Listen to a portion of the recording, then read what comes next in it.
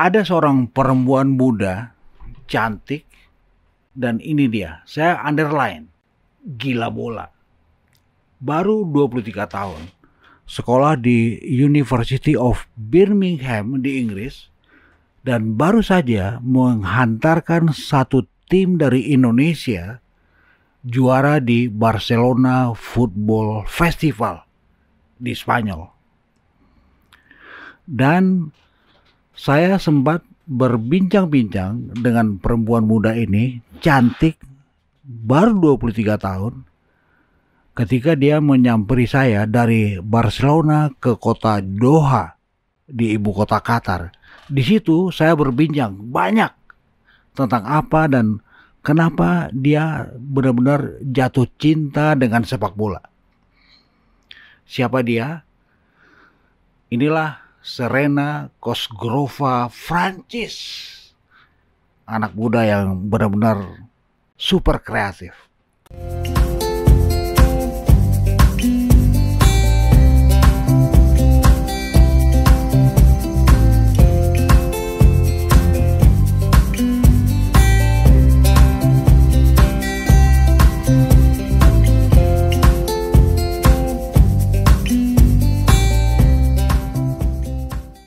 Ya, tidak banyak perempuan Indonesia yang berbakti, berbuat, dan berprestasi untuk dunia sepak bola.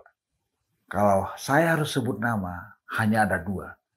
Pertama adalah Ratu Tisa, yang sekarang menjadi wakil ketua umum PSSI.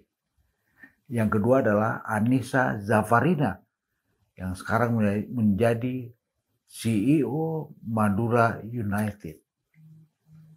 Tapi kali ini saya akan memperkenalkan satu nama cantik yang juga cantik yang datang dari NTT. Dia adalah Serena Cosgrova Francis, perempuan Indonesia pertama yang berhasil luar biasa, gilang gemilang membawa satu tim menjadi juara di Barcelona Football Festival. Ini dia, Serena.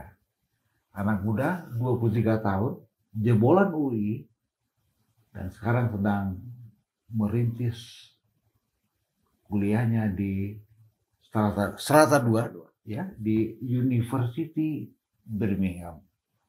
Ya, Serena, by the way, please tolong jelasin gelar juara apa yang didapat dari Barcelona dan dengan tim apa? Come on. Oke, baik. Jadi kemarin itu dari tanggal 23 sampai 30 Mei. Oh, baru-baru ya? Iya. Oke. Baru ya beberapa hari yang lalu. Oke. Tim kami tiba di Barcelona dan mengikuti salah satu event. Namanya? Yaitu Barcelona Football Festival. Di Barcelona? Di Barcelona, Okay. Spanyol. Oke. Jadi event tersebut diikuti oleh beberapa negara. Oke. Dan kami menjadi salah satu peserta dari Asia Tenggara yang bisa menjuarai. Satu-satunya? Satu-satunya. Dari Asia Tenggara? Dari Asia Tenggara. Nama klubnya? ISA Lombok FC. Oke. Ya, jadi ISA Lombok FC itu adalah gabungan kolaborasi dari tim Diklat Imran Soccer School Academy. Yep. Lalu ada Lombok FC dari Nusa Tenggara Barat. Yep. Dan juga Bintang Timur Atambua dari Nusa Tenggara Timur. Kolaborasi 3 tim. Iya, betul. Dengan muncul di Spanyol lewat nama ISA Lombok FC. Oke, bagus. Dan saya tahu memang itu event Barcelona Football Festival diikuti oleh 80 tim yang datang dari 12 negara. Tapi tadi Rena bilang ini satu-satunya Asia Tenggara. Asia Tenggara dan salah satu di Asia. Wow. Oke. Menjadi juara. Bagaimana prosesinya untuk tiba di podium juara? Iya. Jadi yang pertama itu tentunya seperti pertandingan sepak bola yang lain. Kita dibagi dalam beberapa bagan. Dalam satu bagan itu ISA Lombok FC bertemu dengan tim dari Ireland, Norway, Irlandia. Irlandia. Jadi maklum Serena anak muda sudah 3 tahun di Birmingham, ya, jadi lidahnya internasional. Come on, silakan. Jadi yang pertama Irlandia, lalu Norwegia, Norway, lalu yang ketiga itu kita bertemu dengan Prancis, ya betul. Jadi itu dalam satu hari kita melakukan 3 pertandingan sekaligus. Sebab ini adalah festival. So mainnya dipadetin. Satu hari ada beberapa game. Skornya? Skornya yang sangat mengejutkan itu selama babak penyisihan. Fase grup? Ya, fase grup. Itu kita tidak kebobolan gol sama sekali. Kok bisa? Ya, jadi memang salah satu kiper kita juga meraih best goalkeeper atau kiper terbaik selama nantinya. Tapi saya mau tahu dulu di fase grup hasilnya bagaimana? Lawan siapa? Lawan Norway? Lawan Norway kita menang 5-0. Wow. Iya. Norway 5-0. Lalu kedua, match kedua. Lalu yang kedua Irlandia 4-0. Match 3. Prancis kita menang 3-0. Clean sheet. Jadi mungkin ini seperti kode alam ya, Pak. Jadi 5-4-3 gitu. Dan kebobolannya 0 gitu. Lalu masuk ke fase berikut. Semifinal. Ya, jadi semifinal itu kita melawan Brussels. Nah, Belgia. Belgia, dan itu kita kebobolan juga sih sebenarnya. Jadi kita meraih skor 4-3. Menang tipis. 4-3 tipis, dan 3 gol itu kebobolannya pas waktu di babak kedua. Jadi memang mungkin ini strategi dari Belgia. Jadi mereka seperti sengaja gitu untuk menyimpan striker andalannya mereka untuk main ke babak kedua. Secara mereka berhadapan dengan tim yang haus gol.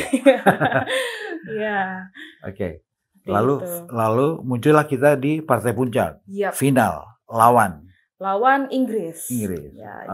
Dan saya dengar skor kita tunggal 1-0. Ya, betul. Lalu kita menjadi juara. Dan tidak hanya gelar juara, ada lagi gelar lain. Gelar lainnya. Apa? ISA Lombok FC mendapatkan top scorer. Diraih oleh Satriaji. Dengan 9 gol. Lalu kita juga mendapatkan gelar best goalkeeper. Dengan save 10 gol dalam babak final. Oh iya? Iya, jadi dia save 10 gol dalam babak final. Chance, kesempatan dari lawan kita. Lalu ada juga MVP atau best player, pemain terbaik. Lalu selanjutnya kita memenangkan juara juga. Juara 1 champion. Dan best coach. Oke. Serena, begini. Apa sih rahasianya bisa membina sebuah tim yang baru pertama kali dibentuk, kolaborasi pula, eventnya internasional pula, bisa juara, bisa dapat sederet gelar. Come on, Serena kan cewek, tim rombongannya cowok semua. Iya kan? Apa rahasianya, Serena? Yang pertama pastinya itu kita harus membangun kepercayaan, kepercayaan dalam tim. Ya, jadi kepercayaan itu sangat penting kalau kita mau melakukan sesuatu, Pak. Jadi mulai kalau dari saya sendiri selalu memegang 3 prinsip ini. Yang pertama, percaya kepada pelatih, percaya kepada teman, dan juga percaya kepada diri sendiri. Lalu itu yang selalu saya terapkan kepada adik-adik dari tim yang saya bawa ke Barcelona, ISA Lombok FC. Jadi mungkin fondasinya dari situ. Lalu yang kedua kebersamaan, kepercayaan, kebersamaan. Jadi kalau misalnya kita berjalan sendiri-sendiri, kita tidak solid, itu juga sama aja. Lalu yang ketiga komunikasi, itu juga penting. Kalau ada yang mengganjal di hati pemain, pelatih, para ofisial, silahkan dikeluarkan. Nah, pasti dengan cara yang persuasif. Betul. Ya. Silakan dikeluarkan dengan cara yang persuasif. Tapi setelah kita omong, kita keluarkan, jangan ada dendam. Jadi apa yang sudah dibahas, jangan ditaruh ke dalam hati, tapi kita selesaikan baik-baik agar hubungan baik dan kepercayaan, kebersamaan selalu dijaga. Seperti itu. Jadi itu adalah saya menyebut sebagai trik-trik manajerial. Ketika Serena, ini kan pertama kali yang dibawahi adalah sepak bola. Walaupun Serena sebelumnya juga adalah CEO untuk Bintang Timur Atambua, tetapi membawa sebuah tim kolaborasi pula event internasional itu adalah tips dan triknya. Wow. Dan begini, saya juga dengar Serena kreatif. Misalnya dalam membangun kepercayaan diri anak-anak. Caranya yang saya dengar nih, tolong dikoreksi. Serena itu membuka YouTube in English. Itu adalah untuk membangun behavior pemain, membangun kepercayaan diri pemain, membangun mental yang strong. Apalagi ini event internasional. Monggo. Jadi sebenarnya itu salah satu trik saya juga ya sebagai asisten manajer. Untuk membangun kebersamaan dari adik-adik di Salombok FC. Jadi selama training camp itu kita selalu menyisihkan waktu untuk duduk bersama. Lalu kita buka YouTube, lalu kita karaokean aja sih sebenarnya karaokean. Jadi itu juga salah satu cara untuk mempererat hubungan antar pemain, chemistry. Karena ini kan dari 3 klub yang berbeda.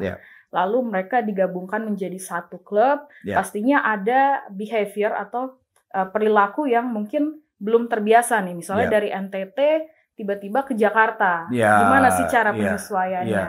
Nah, ini salah satu cara untuk memperkuat bonding atau ikatan dari antara pemain. Jadi ya udah kita karaokean, kita masak bersama. Masak juga. Wow. Masak bersama. Lalu di situ kan mulai muncul candaan-candaan supaya jangan terlalu tegang lah.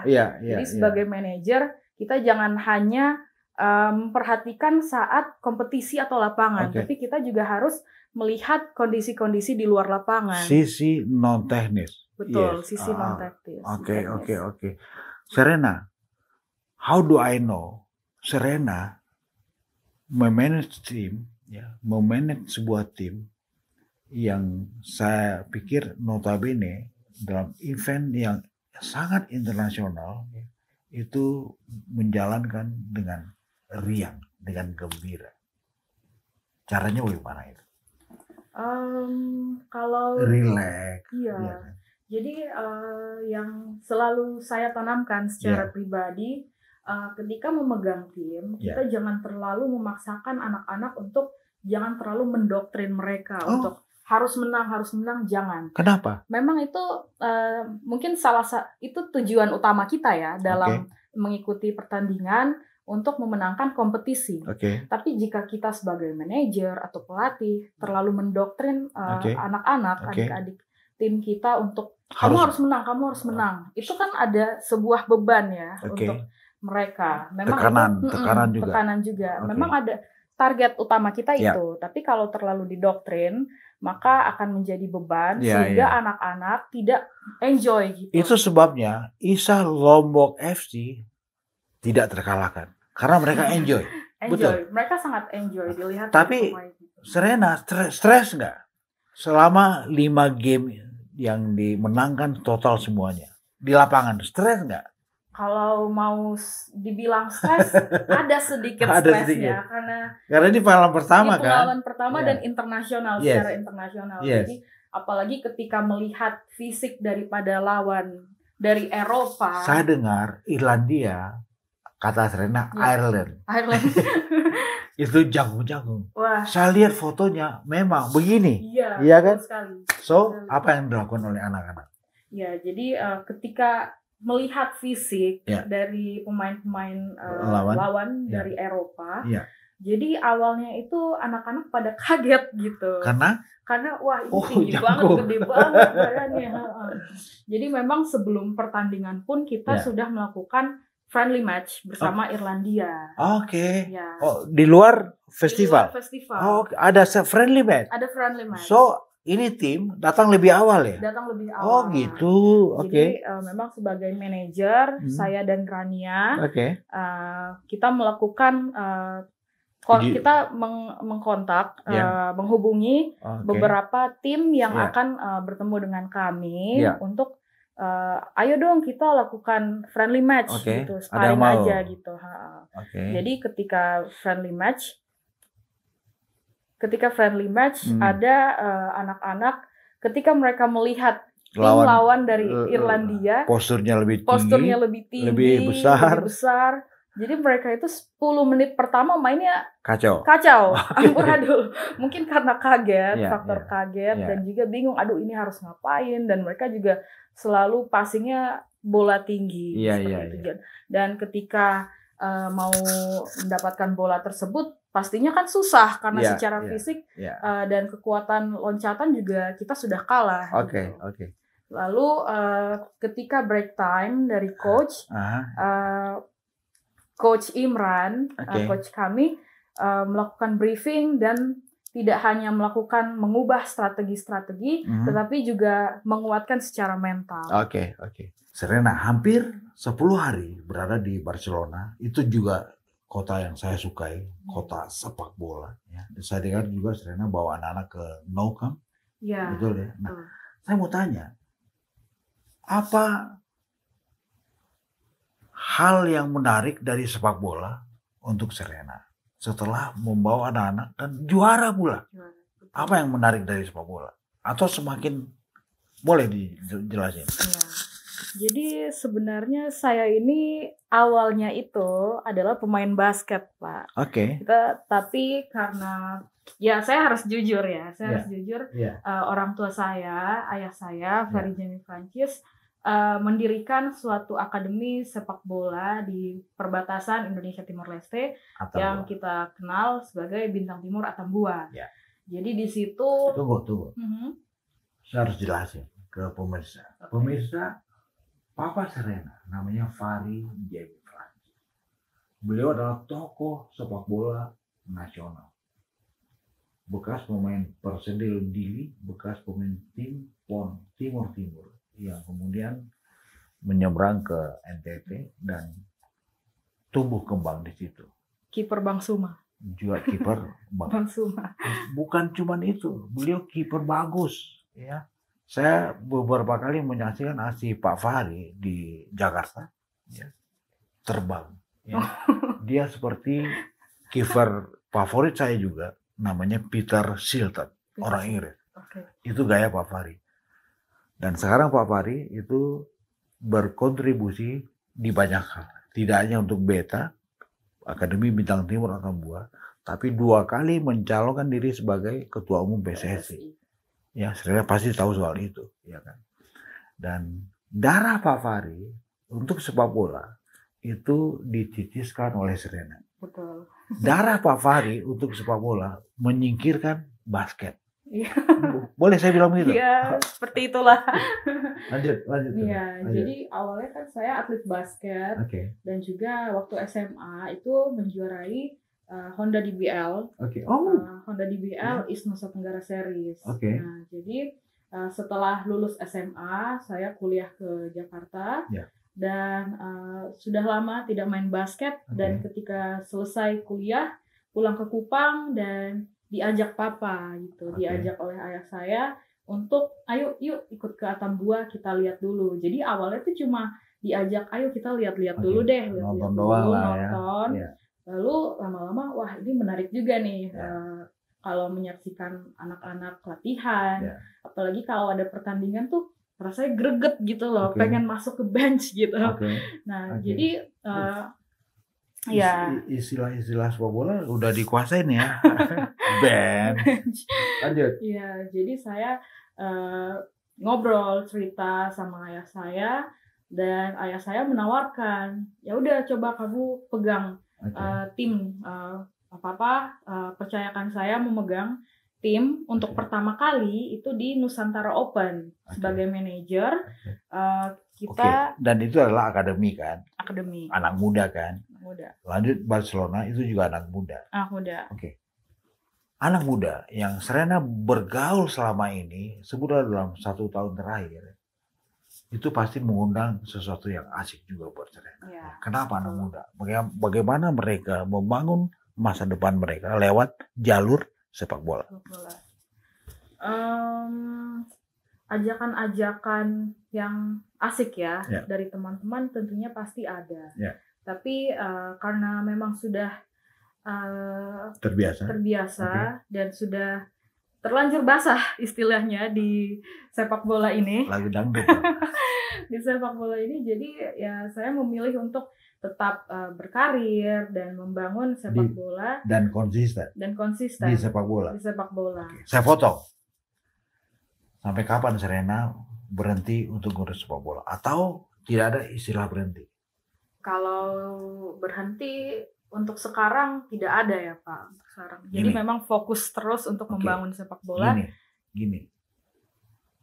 Isa Lombok FC juara di Barcelona. Itu sampai ke kuping Prabowo. Iya. Dinotis juga kemarin sama Pak Prabowo. Salah satu. Yang kedua, ada ucapan selamat. Directly. Dia sampaikan, saya dengar itu di Doha. Di Qatar. Iya kan? Ini pasti akan lebih membakar semangat Rena. Betul kan? Betul. Bisa diterusin. Saya kata terima kasih untuk Pak Prabowo. Baik. Saya sebagai asisten manajer dari ISA Lombok FC mengucapkan terima kasih kepada Bapak Prabowo Subianto atas dukungan, support kepada kami, anak-anak muda dari berbagai daerah, dari Jakarta, Nusa Tenggara Barat, Nusa Tenggara Timur, ada juga dari Jambi player kami, pokoknya semuanya tersebar dari satu Indonesia. Mengucapkan terima kasih untuk dukungannya kepada Bapak Prabowo Subianto, dan tentunya ini akan menjadi motivasi kami sebagai anak muda dan juga adik-adik kami yang saya percaya mereka adalah bibit emas, bibit unggul sepak bola Indonesia di masa yang akan datang. Saya dengar Serena setelah pulang dari Barcelona, kan lalu kemudian berangkat ke Inggris. Sempat singgah di Qatar. Ketemu nggak sama Pak Prabowo? Ketemu. Karena saya dengar Pak Prabowo itu juga terbang ke Doha, ibu kota Qatar, menyaksikan Garuda Yaksa yang menghantarkan Persib Bandung berlatih di Aspire. Betul. Ketika ketemu, respon Pak Prabowo gimana? Ya, jadi ini saya juga cukup kaget ya. Iya, karena memang saya dinotis gitu sama Pak Prabowo. Jadi waktu kami rombongan menyambut Bapak Prabowo saat kedatangan ke Aspire Academy, Bapak Prabowo tiba-tiba nunjuk saya, nunjuk kamu yang bawa tim ke Barcelona kan, gitu. Jadi saya juga kaget, siap Pak, saya bawa tim ke Barcelona. Menang kan, selamat ya. Gitu. Jadi memang langsung direct ucapan selamat dari Bapak Prabowo. Saya ngikutin semuanya lewat pemberitaan, dan saya dengar juga ada berita yang menyebutkan kalau kemudian kisah sukses ini sampai ke kuping Erick Thohir. Didengar. Lalu kemudian dia tawarin Serena, handle dong tim nasional, kelompok usia berapapun ya. Bagaimana? Siap nggak? Kalau masih kalau ya. Tapi semoga kesampaian ya. Amin. Kalau ditawari seperti itu, saya sebagai anak muda, perempuan juga dan masih punya tenaga, pokoknya istilah lebih energik lah ya, masih mempunyai kekuatan, semangat. Ya iyalah, 23 tahun hidup di Inggris, di kota Birmingham, kota kedua terbesar di Inggris. Iya kan? Masih lama kan? Masih 2 tahun lagi ya? Baru selesai S2? 1 tahun. 1 tahun. Ya mungkin 8 bulan lagi.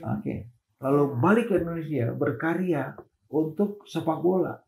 sesuatu yang sekarang sedang naik daun di Republik, ya kan?